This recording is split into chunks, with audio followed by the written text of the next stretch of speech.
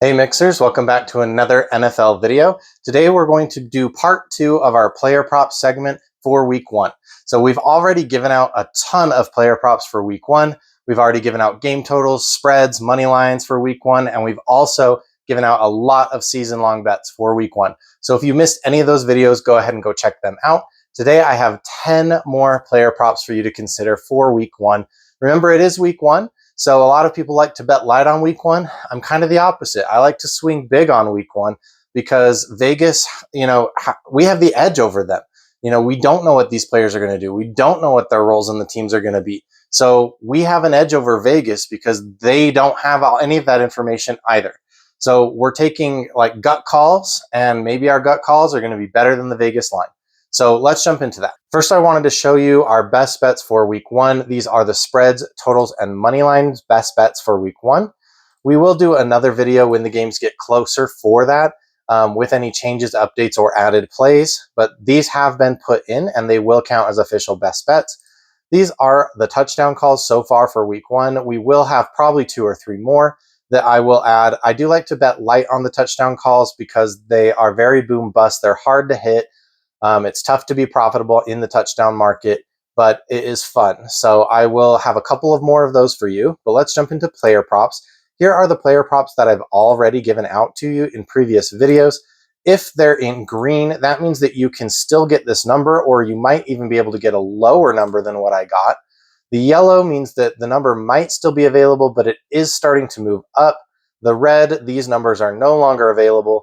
And then the 2 grays here are just 2 bets that I would no longer make. Their lines have been pulled, but they will come back on the market eventually. And I would probably stay away from them just because of changes in the team dynamics. Like, for example, with Trey Harris, they signed Keenan Allen, which I was not expecting to happen. So even though I think Trey Harris is still going to be better than Quentin Johnson, I don't know if he beats out Keenan Allen for that week 1 role on the team.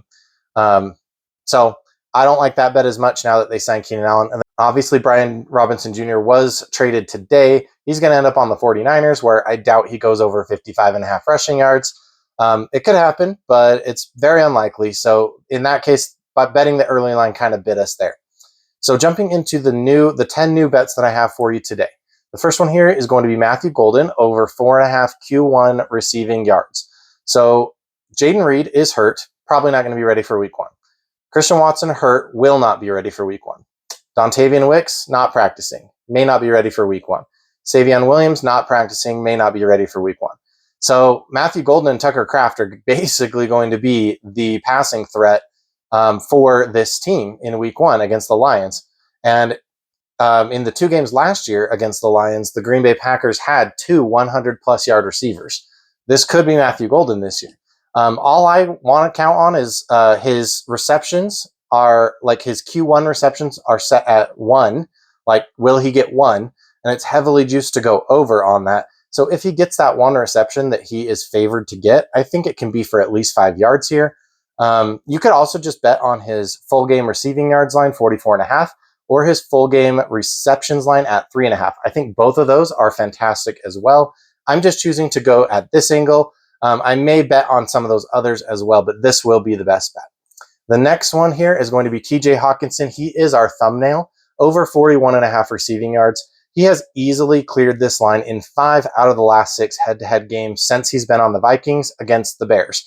He has played those games with Sam Darnold, Kirk Cousins, and Joshua Dobbs. So he can get over this line with any quarterback. I think he could be the safety blanket for JJ, who will be missing Jordan Addison in this first game.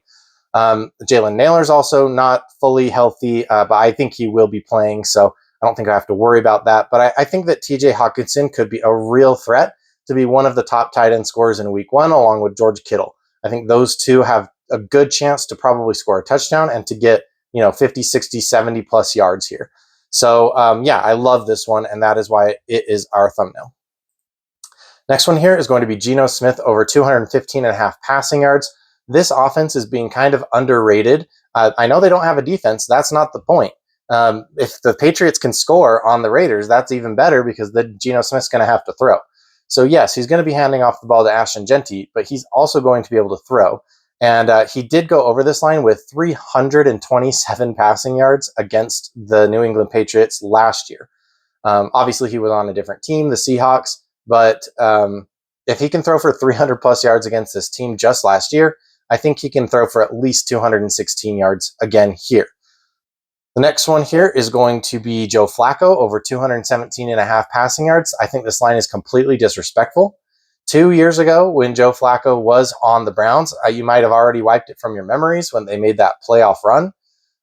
He threw for over 300 yards in 5 out of the 6 games that he played 2 years ago. So he's going to go well over this line. I think he at least gets to 220.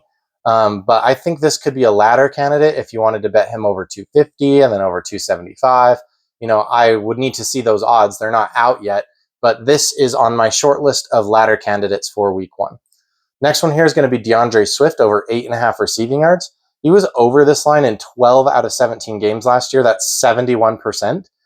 Everyone has been hyping up the Bears, saying, oh, Ben Johnson's coming in. He's going to make the Bears so much better. Caleb Johnson's going to be so much better. Rome Odunze is going to be so much better. DJ Moore's even going to be better. And they're excited about the tight ends as well, and even Luther Burden, the other rookie that they have. So why can't DeAndre Swift not even be better, but just do what he did last year, which is catch 1 or 2 passes for at least 9 yards? He was in the 20s and 30s most of the time, and he had several games where he was over 50 receiving yards.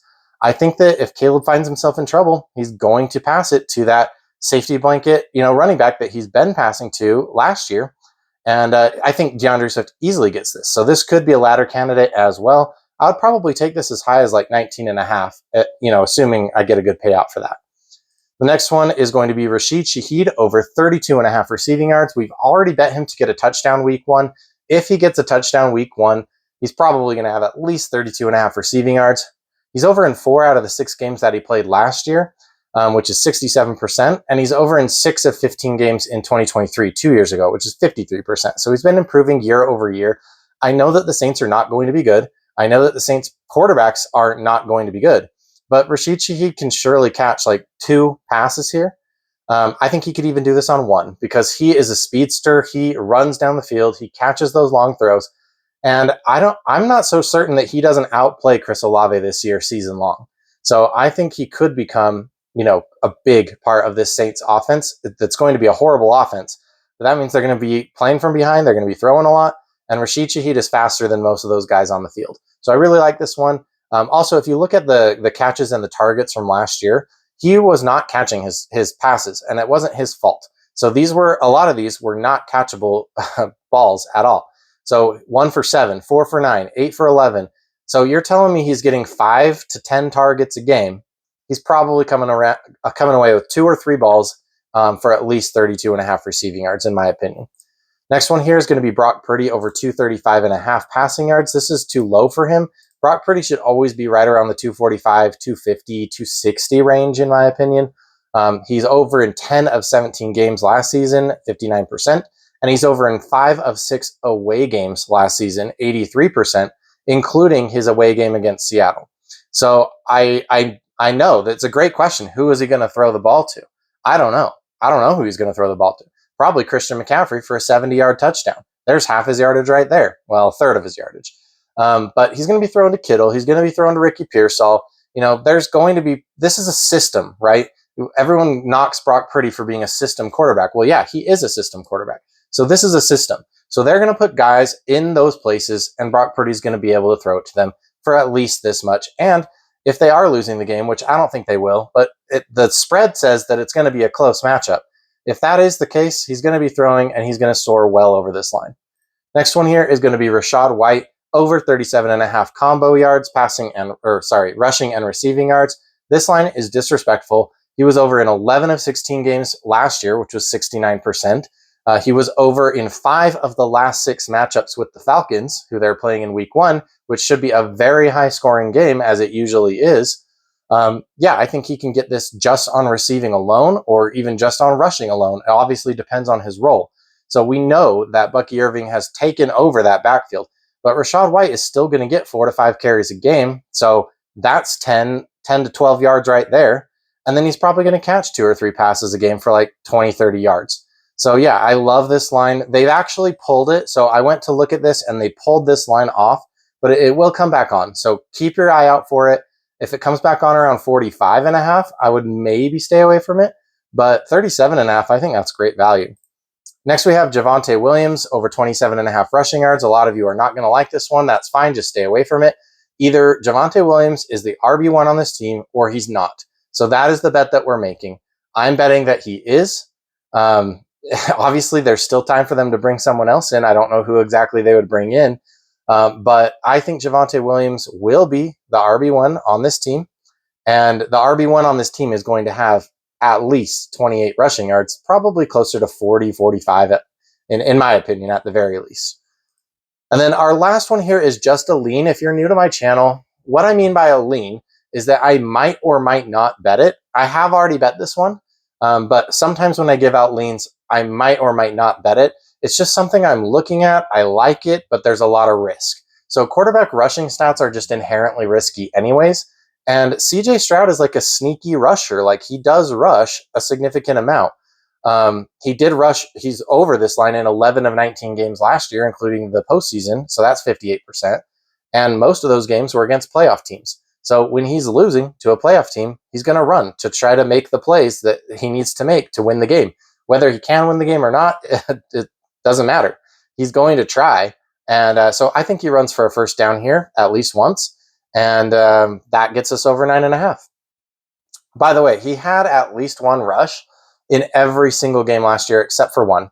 So he's going to rush at least once, probably twice, maybe 3 times, and that easily gets us over this line. All right, here is the summary. I'm not going to read through it all. You can take a screenshot if you want to. So I have the 9 best bets added to the best bets that we've already made, and then the 1 lean. Let me know what you think in the comments. I love talking about football. And go check out my other videos if you haven't seen those, the season-long bets, the other week 1 player props, and then the week 1 money lines, totals, and spreads if you want to take a look at those. I'd love to hear your thoughts. Thanks, guys.